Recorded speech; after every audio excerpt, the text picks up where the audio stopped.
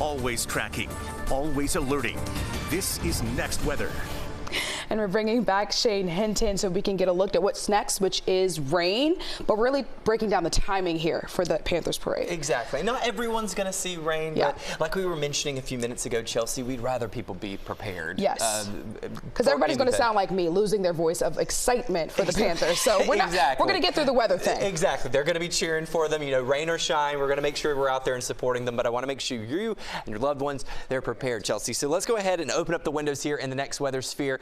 We are having a mostly quiet evening across the area. A little bit earlier on in the show, I was showing you that isolated shower that was kind of pushing toward Pembroke Pines. Let me go ahead and time out the showers for you tomorrow on the Next Weather rain tracker. I am tracking the potential for a few scattered showers overnight and maybe even for early tomorrow morning. So a lot of people I know are probably going to be traveling into Fort Lauderdale to kind of set up shop to get that best view of the parade. It could be a bit of a wet start to the day. I'm not thinking it's going to be a complete washout of a morning, but I would certainly encourage you to go ahead and keep the umbrella and poncho nearby for the morning hours. Now, this particular model run is a little bit more active during the start of the parade. If you tuned into our earlier evening broadcast, we were showing maybe about a 20% around that time frame.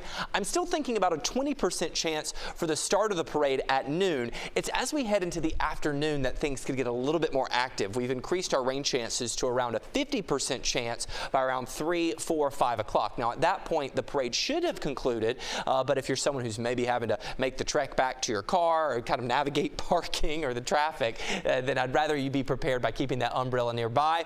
As we go into the evening, things quiet down, but then we will be tracking another scattered shower chance as we kick off at least the first part of your work week, but the rain chances won't be as high. I'm thinking about a 30% chance on Monday and Tuesday.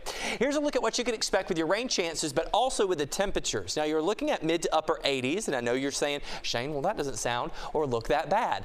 However, the humidity, okay, by around 1 o'clock, we do look like we could see a heat index of around 97 degrees in Fort Lauderdale. So in addition to the poncho and the umbrella, pack that extra water bottle. I know there are going to be water stations and hydration stations out there, so you'll definitely want to make sure you're hydrating early in the day and often. In fact, feels like temperatures in the upper 90s in Broward and Miami-Dade, maybe even a few areas such as Kendall, Doral, and Hialeah could see triple-digit feels like temperatures, as will could my friends in Key West and Big Pine for tomorrow. So very much feeling like summer despite our temperatures on the thermometer being fairly seasonable.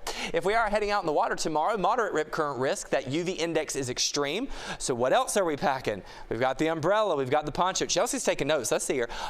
Poncho, umbrella, bottled water, and sunscreen. That is right, because we will be seeing that elevated UV index. If you're heading out on the boat tomorrow, no alerts for the Atlantic waters nor the Florida Keys.